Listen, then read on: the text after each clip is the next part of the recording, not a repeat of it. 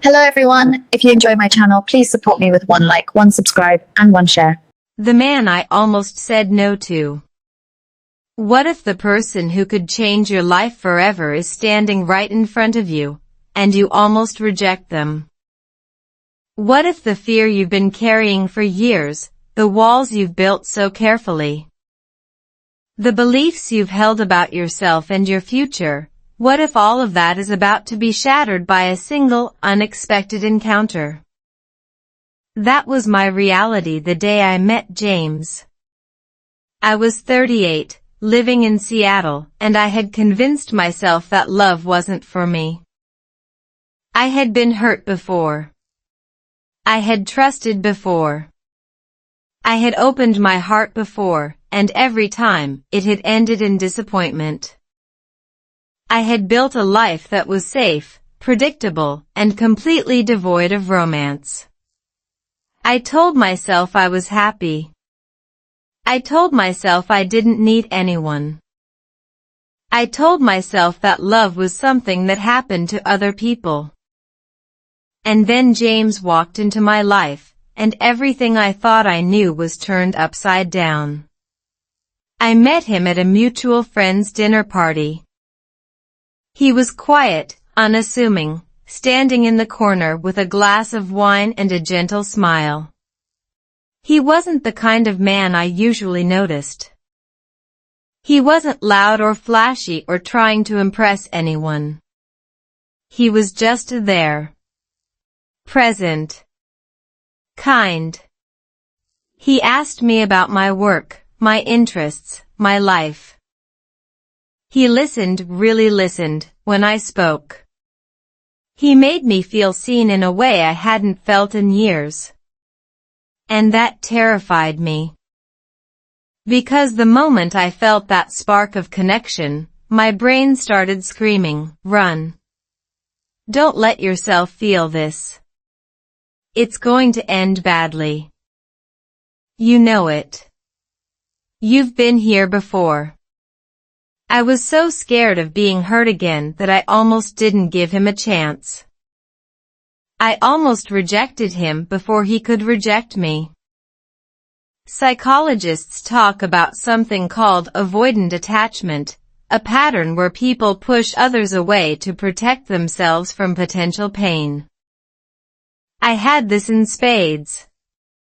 I had been hurt so many times that my brain had wired itself to expect disappointment. The moment I felt something real, my instinct was to shut it down. To pull back. To protect myself by pushing away. And that's exactly what I tried to do with James. After the dinner party, he asked for my number. I hesitated. I told him I was busy. I told him I wasn't looking for anything serious. I made excuses. I built walls. I was so focused on protecting myself from potential pain that I almost missed the greatest love of my life. But James didn't give up. And that persistence, that quiet, gentle refusal to let me push him away, was the beginning of everything. He sent me a text the next day. Just a simple message, "I really enjoyed talking to you. If you ever want to grab coffee, I'd love to hear more about your story." I stared at the message for an hour. I typed and deleted a dozen responses. Part of me wanted to say yes. Part of me wanted to run. And then, something shifted. I remembered a conversation I'd had with my therapist about the cost of protecting myself. She had told me that safety isn't always a gift, sometimes it's a cage. And I had been living in a cage for so long that I'd forgotten what it felt like to be free.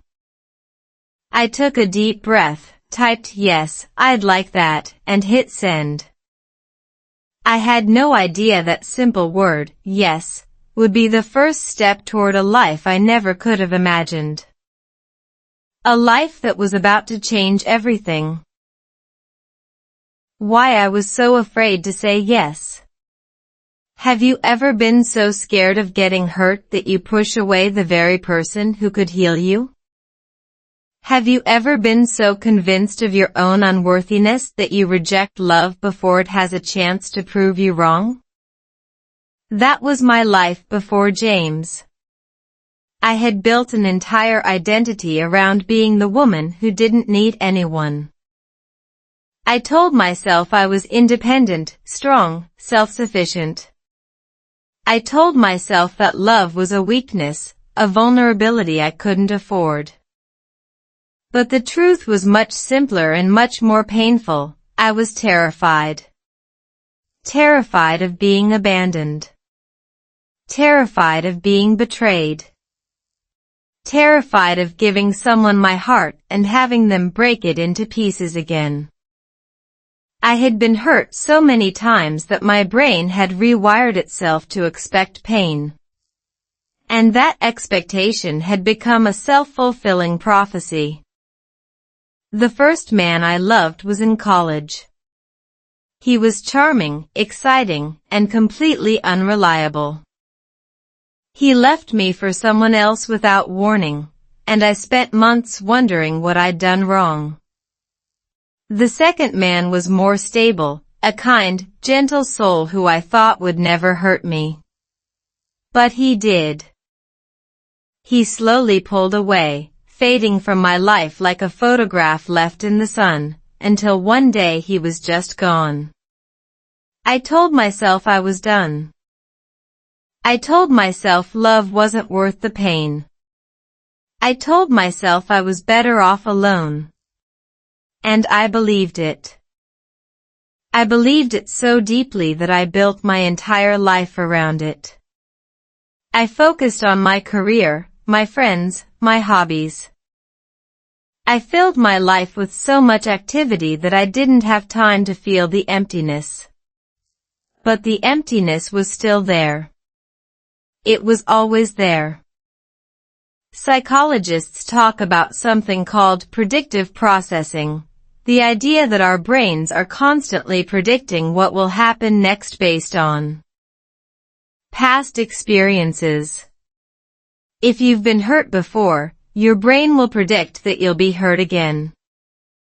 And it will do everything in its power to protect you from that predicted pain, including pushing away the very people who could prove your predictions wrong. I had been doing this for years. Every time someone got close, I found a reason to push them away. They were too this, not enough that, wrong in some way I couldn't quite articulate. But the truth was, I was just scared. And my fear was keeping me alone. When James asked me out for coffee, every cell in my body screamed at me to say no. I could feel the walls going up, the familiar defenses kicking in. But something made me pause. Something made me look at him, really look at him, and see something I hadn't seen before. He wasn't trying to impress me. He wasn't playing games. He was just there. Present. Patient. Kind. And for the first time in years, I allowed myself to wonder, what if this time is different? It was terrifying. It was against every instinct I had. But I said yes. Not because I was brave, but because I was tired. Tired of being alone. Tired of being afraid. Tired of letting my past dictate my future. And that one yes, that small, terrifying, vulnerable yes, was about to change everything I thought I knew about love. The unexpected persistence. What if the person you're trying to push away refuses to leave? What if their persistence isn't about chasing you or winning you over, but about showing you that you're worth fighting for? That's what James did after our first coffee date. I had gone into it with all my defenses up, expecting it to be awkward, expecting to find a reason to end things before they could even begin. But the opposite happened. We talked for 3 hours. 3 hours about everything and nothing, our childhoods, our dreams, our fears. He made me laugh. He made me think. He made me feel like I was the most interesting person in the world. And when he walked me to my car, I found myself hoping he would ask me out again. He did. And I said yes. But then I went home and panicked. I texted him the next morning, apologizing, saying I wasn't ready, saying it was too much, too fast, too overwhelming. I expected him to get angry. I expected him to be hurt. I expected him to move on. Instead, he sent me a message that stopped me cold. I understand, he wrote. Take all the time you need. I'm not going anywhere. When you're ready, I'll be here. I stared at the screen, unable to process what I was reading. No one had ever said that to me before. No one had ever been so patient, so understanding, so willing to wait. I had spent my whole life pushing people away, and they had always left. I had used my fear as a test. If they couldn't handle my walls, they weren't worth letting in. But James didn't leave. He just stayed. Quietly. Patiently. Consistently. He texted me little things, funny memes, interesting articles, questions about my day. He never pressured me. He never guilt-tripped me. He just showed up, day after day, proving that he wasn't going anywhere.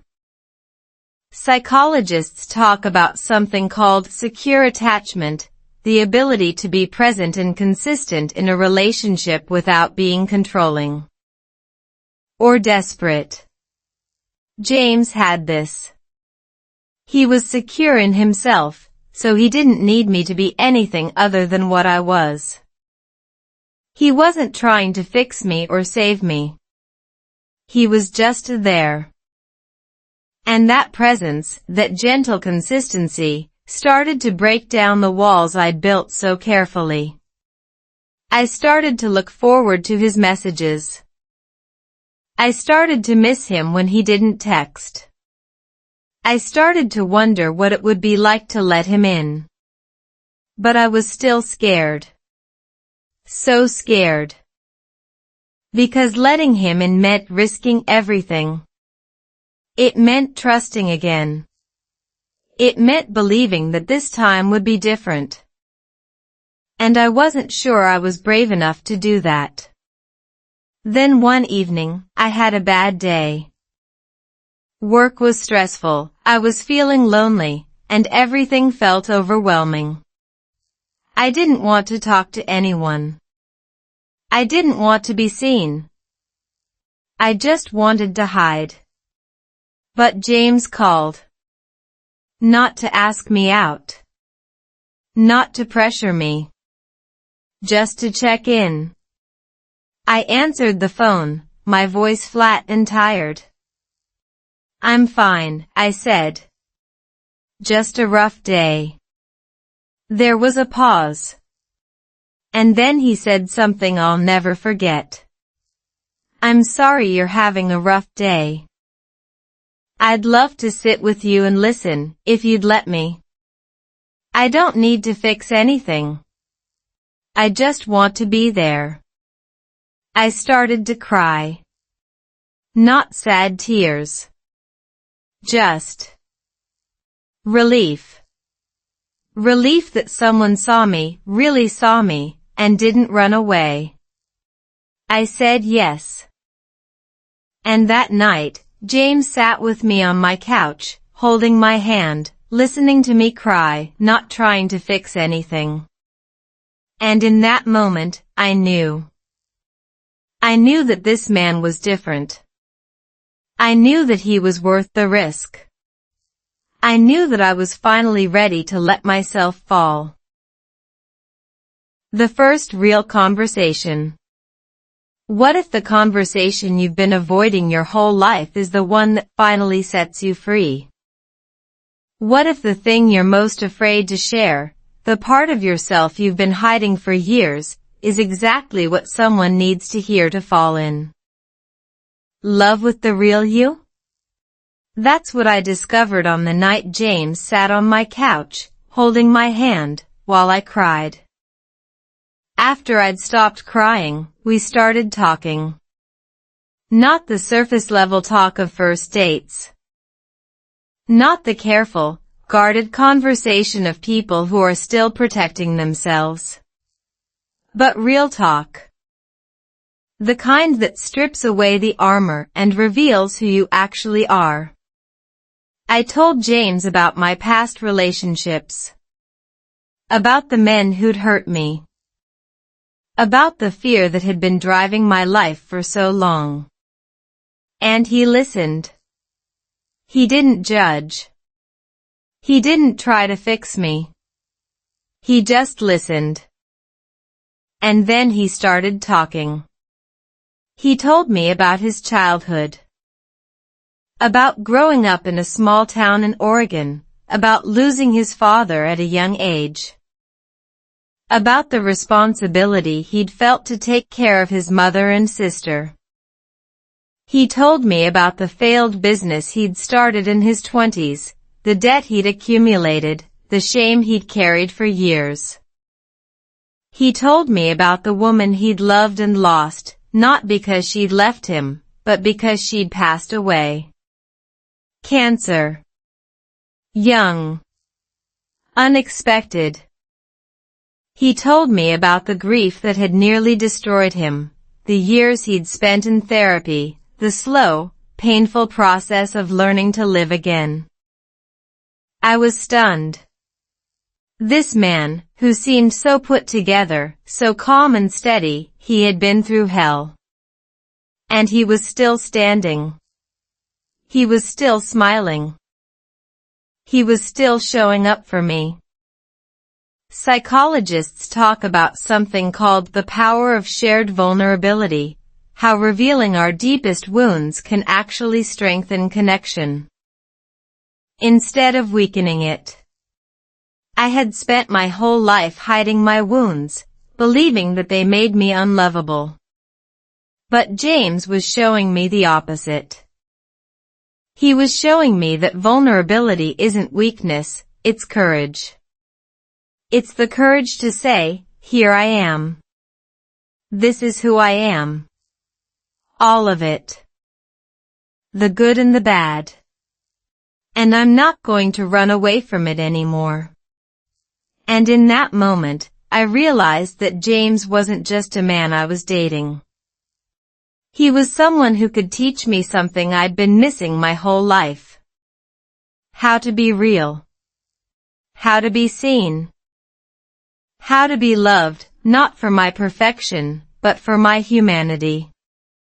I started to feel something I hadn't felt in years. Trust. Not blind trust, not the naive trust of a young woman who doesn't know any better. But a real, earned trust. Based on evidence.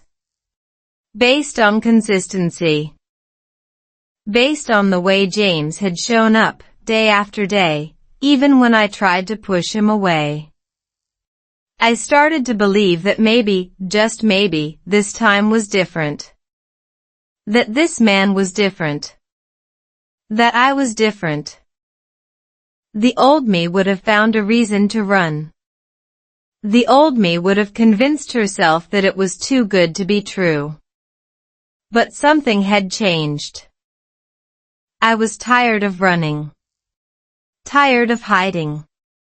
Tired of being alone. And for the first time in my life, I was ready to stay. Not because I wasn't scared, but because I'd finally realized that being scared and doing it anyway is what courage is made of. The secret that changed everything. What if the person you're falling for has a past you never expected? What if the thing you're most afraid of, the truth that could destroy everything, is actually the thing that will set you free? That's what I discovered when James finally told me the secret he'd been carrying. We had been dating for 3 months, and I was happier than I'd been in years. He was everything I'd ever wanted, kind, patient, funny, present. But I could tell there was something he wasn't telling me. Little things. The way he'd go quiet when certain topics came up. The way he'd change the subject when I asked about his past. The way his eyes would get distant, like he was somewhere else entirely. I told myself I was being paranoid. I told myself everyone had their secrets. But I couldn't shake the feeling that there was something he was hiding. One night, we were sitting on my couch, watching a movie, when he turned to me with a look I'd never seen before. Serious. Vulnerable. Afraid. "There's something I need to tell you," he said. "Something I should have told you a long time ago. And I'm terrified that after I tell you, you're going to leave." My heart started racing. What could it possibly be? Was he married? Was he in debt? Was he hiding a criminal record? 1,000 terrible possibilities flashed through my mind. "I have a daughter," he said. "She's 10 years old.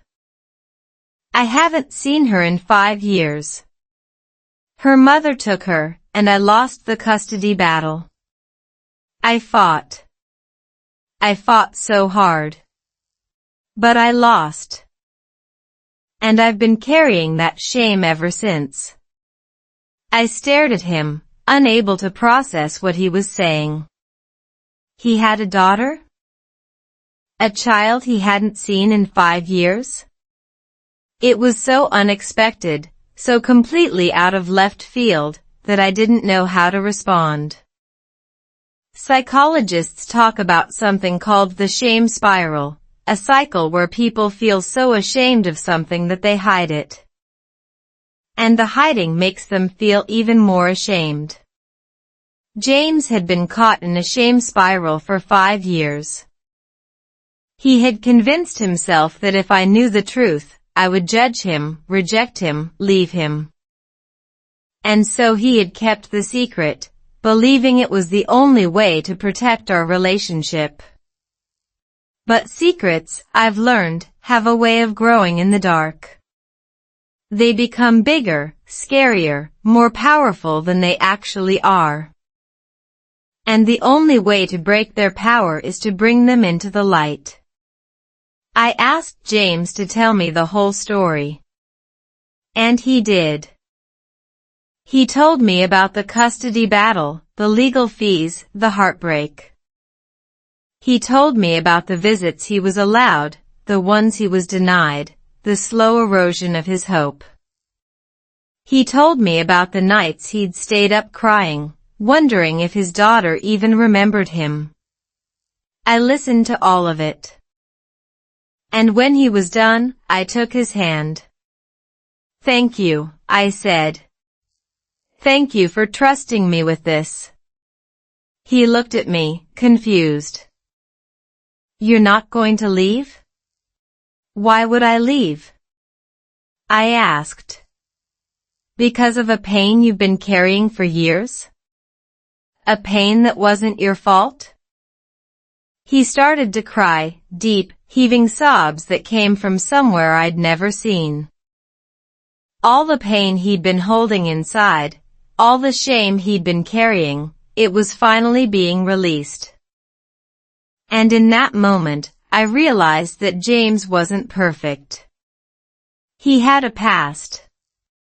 He had pain. He had baggage. But that didn't make him unlovable. It made him human. And I loved him more for it. Why I almost walked away again.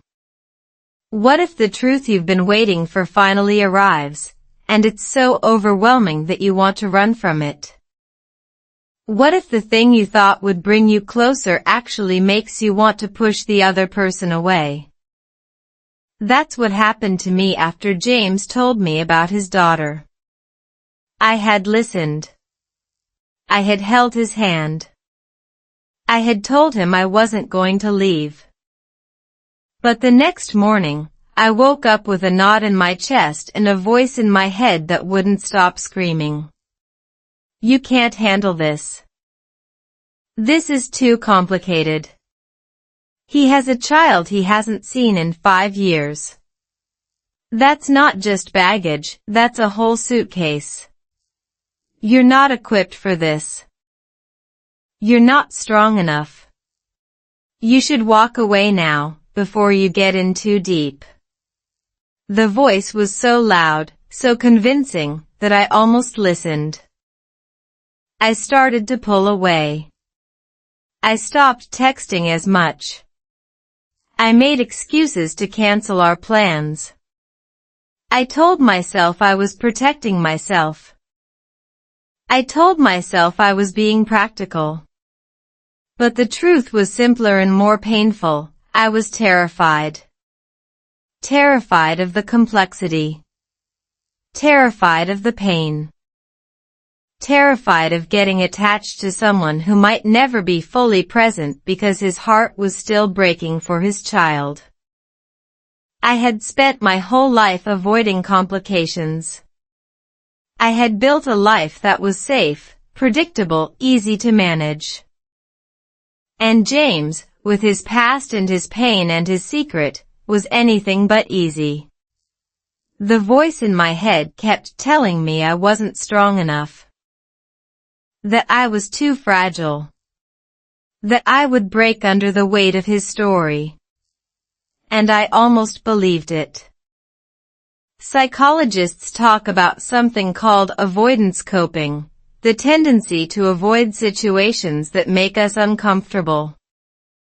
Even when those situations could lead to something good. I was a master of avoidance. Every time things got hard, I ran. Every time I felt vulnerable, I retreated.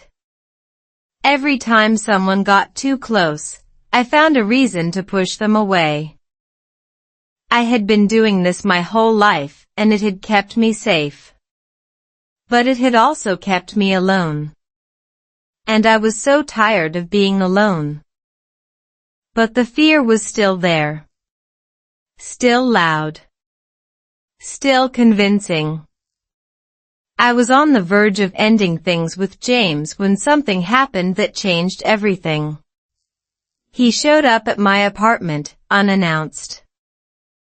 He had a box of cookies and a look of such deep concern that I almost started crying again.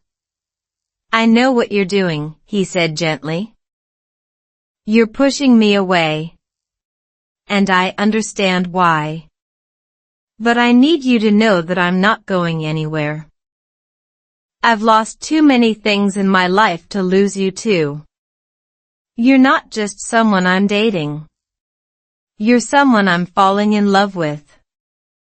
And I'm willing to wait. I'm willing to be patient. I'm willing to do whatever it takes. Just please, don't give up on us before we've even had a chance. I stood in the doorway, staring at this man who had been through so much, who had every reason to give up, and who was still standing there. Fighting for me. And in that moment, I realized something. I wasn't afraid of James. I was afraid of myself. Afraid that I wasn't good enough. Afraid that I would disappoint him. Afraid that I would mess everything up. But James had been through worse. He had survived worse. And he was still willing to take a chance on me. Maybe, just maybe, I could be brave enough to take a chance on him too. The moment he showed me who he really was. What if the moment you see someone's true self isn't in a grand gesture, but in a small, quiet act of love? What if the thing that finally breaks through your walls isn't a declaration or a promise, but a simple demonstration of who they are when no one's watching? That's what happened to me after James showed up at my apartment with cookies and a declaration that he wasn't going anywhere. I still had doubts. I still had fears. But something was shifting. I was starting to see James differently, not as a project or a problem, but as a person. A whole person. And that person was about to show me something that would change everything. A few days after his visit, James told me he was going to see his daughter for the first time in 5 years. He had been fighting for years to get visitation rights, and he had finally won a small victory. He was going to spend an afternoon with her at a park near her home in Portland. He was nervous. Terrified, actually. He'd been preparing for weeks, buying gifts, rehearsing what he'd say, worrying about whether she'd even remember him. I expected him to cancel our plans. I expected him to be distracted and distant. But instead, he asked me to come with him. I want you to meet her, he said. I want you to see this part of my life. I know it's a lot to ask. But you're important to me, and I want you to be part of this. I was stunned. He had been so guarded about his daughter, so protective of that part of his life. And now he was inviting me in? It was terrifying. It was vulnerable. And it was the most beautiful thing anyone had ever offered me. I said yes. We drove to Portland together, James's hands gripping the steering wheel so tightly his knuckles were white. He was trying to be brave, but I could see the fear in his eyes. When we arrived at the park, he stood at the entrance, frozen, unable to move forward. And then I did something I'd never done before. I took his hand, squeezed it gently, and said, "You can do this. I'm right here."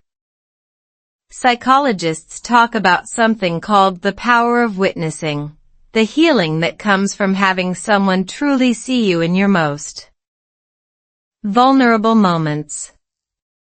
I had been so focused on my own fear, my own walls, my own protection, that I had forgotten that James was just as scared as I was. He had been carrying his pain alone for so long. And now, for the first time, he was letting me share it. That afternoon, I watched James meet his daughter. I watched him kneel down to her level, tears streaming down his face, and say her name. I watched her hesitantly approach him, this stranger who was her father. And I watched them talk, slowly, awkwardly, beautifully. He had brought her a book he'd been reading to her when she was a baby, the same book he'd read to her every night before she was taken away. And she remembered it. She remembered him. In that moment, I saw James for who he really was. Not the man with the complicated past. Not the man with the secret and the shame. But a father who had never stopped loving his daughter.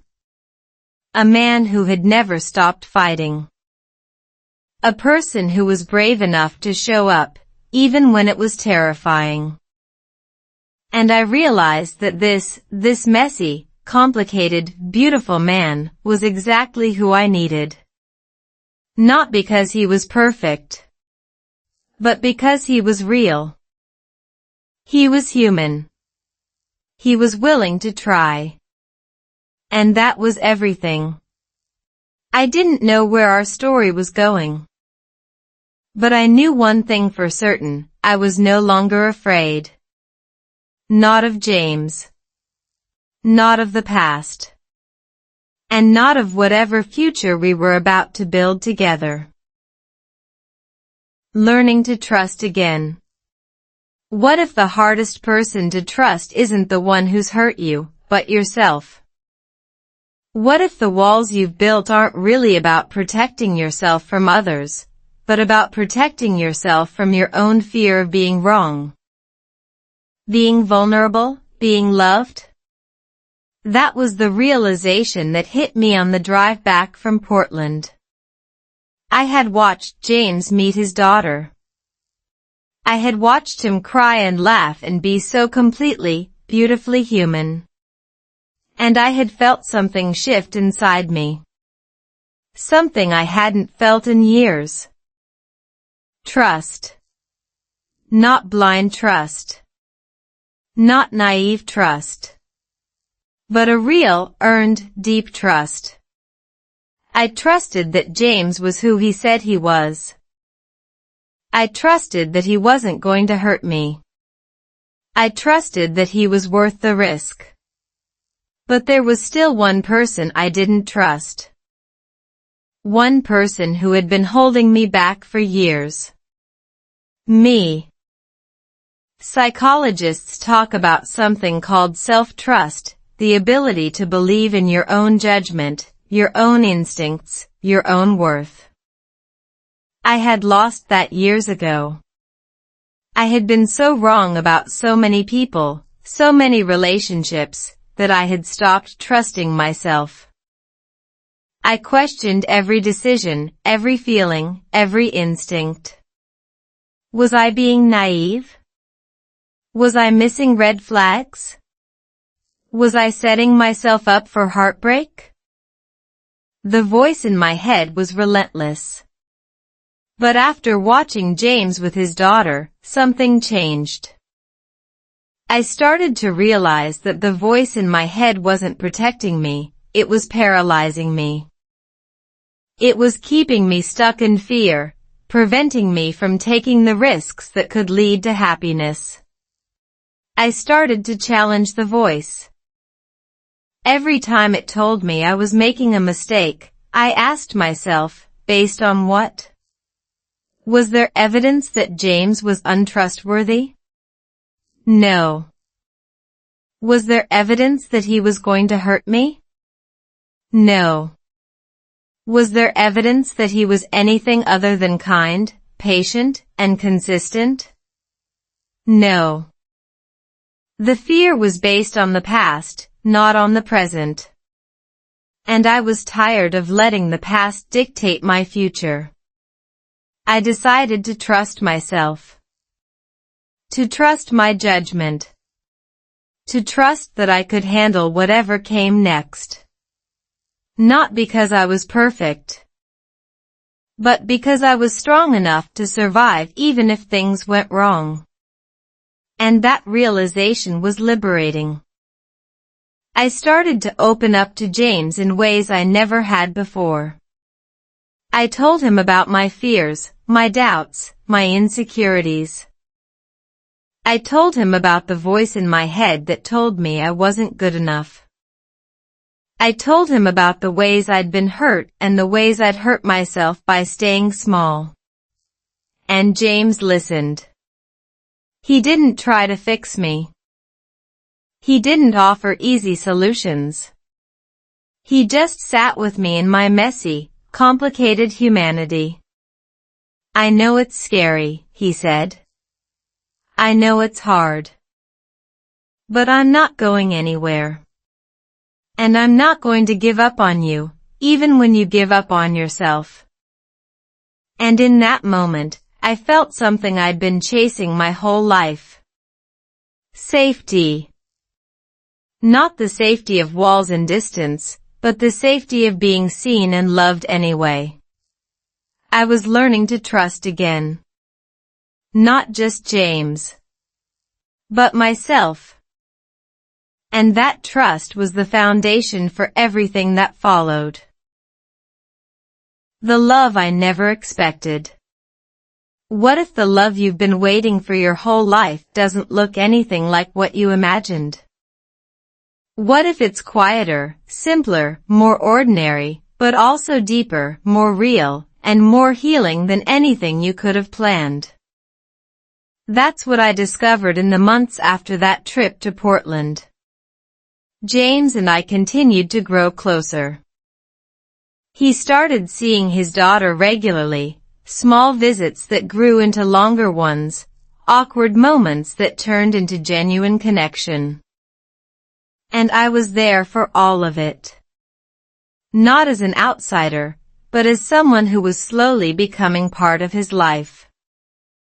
He introduced me to her as a friend at first, then as someone special, then as someone he loved.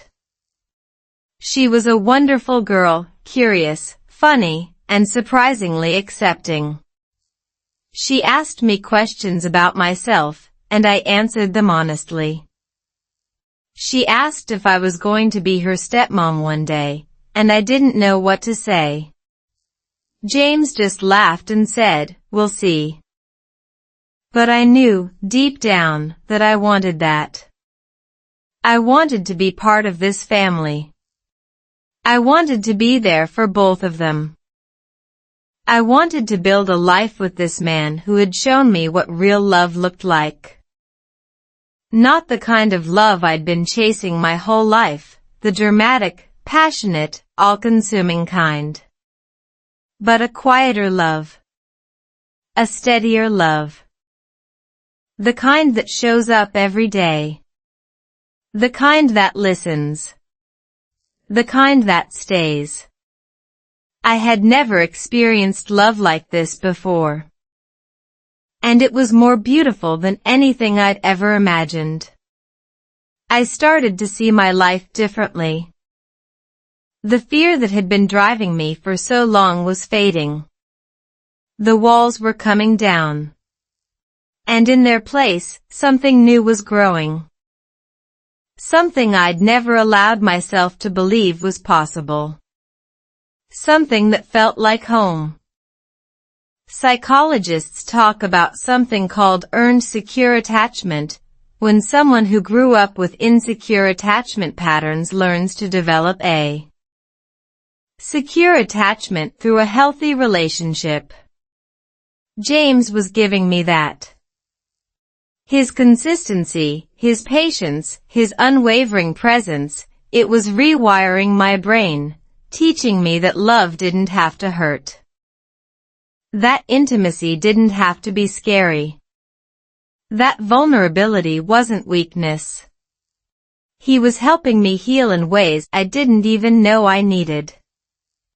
And I was helping him heal too. We were doing this together. Two broken people, finding wholeness in each other. It wasn't always easy. There were hard conversations, moments of doubt, times when we triggered each other's old wounds. But we never gave up. We kept showing up. We kept choosing each other. And that choice, that daily, intentional choice, was the foundation of everything.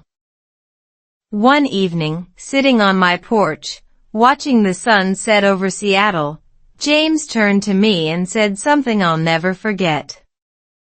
"I almost didn't ask you out," he admitted.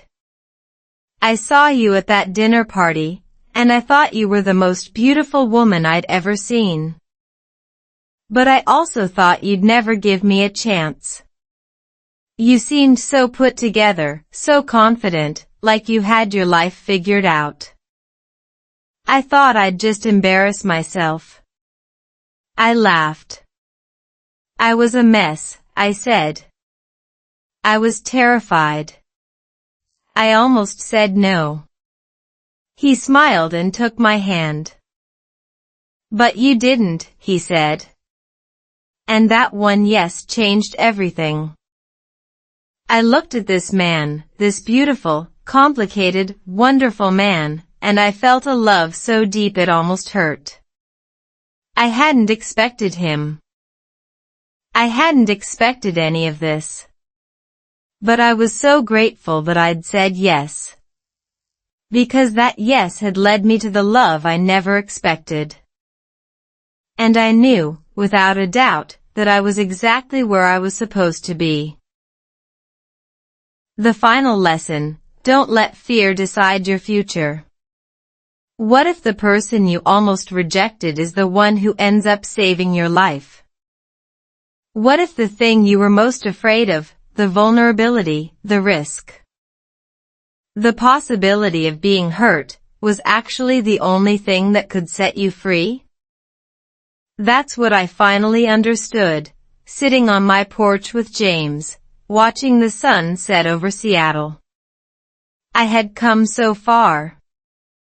From a woman who was terrified of love, who had built walls so high no one could reach her, to someone who had let herself be seen, who had let herself be loved, who had let herself believe that she was worthy of happiness. And it all started with one yes. One small, terrifying, vulnerable yes. I could have said no. I could have let my fear win. I could have stayed in my safe, predictable, lonely life. But I didn't. And that decision, that one decision, had changed everything. I thought about all the years I'd wasted being afraid. All the opportunities I'd missed. All the people I'd pushed away. All the love I'd denied myself because I was too scared to trust. And I felt a profound sadness for that woman, the woman who had been so convinced she was unlovable. But I also felt gratitude. Because that woman had led me here. To this moment. To this man. To this love. I had learned that fear is not a reliable guide. It whispers lies in your ear, tells you that you're not good enough, that you'll get hurt, that it's better to be alone. But those whispers are not truth.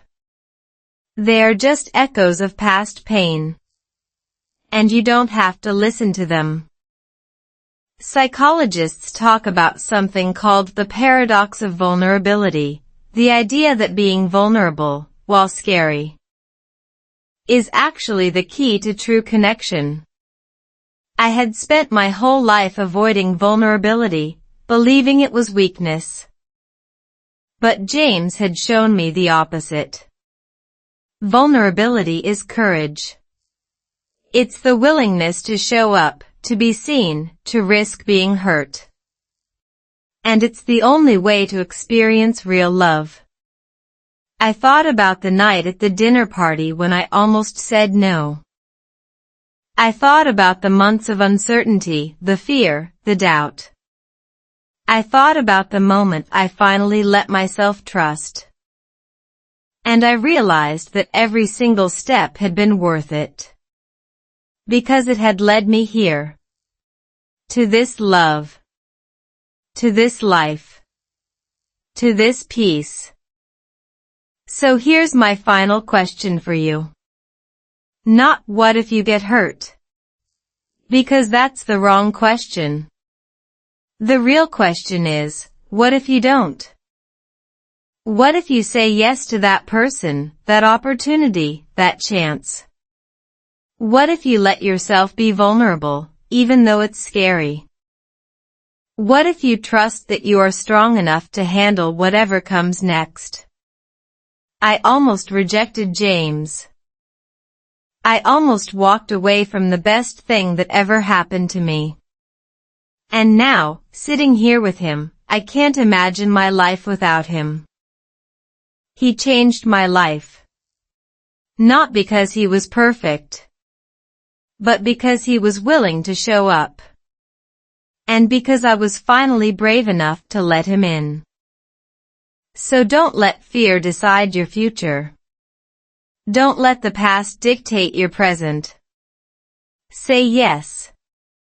Even when it's scary. Even when it's hard. Because that yes, that one beautiful, terrifying, courageous yes, might just lead you to the love you've been waiting for your whole life. That's everything for today. I'll make more videos like this in the future. Please subscribe to see them.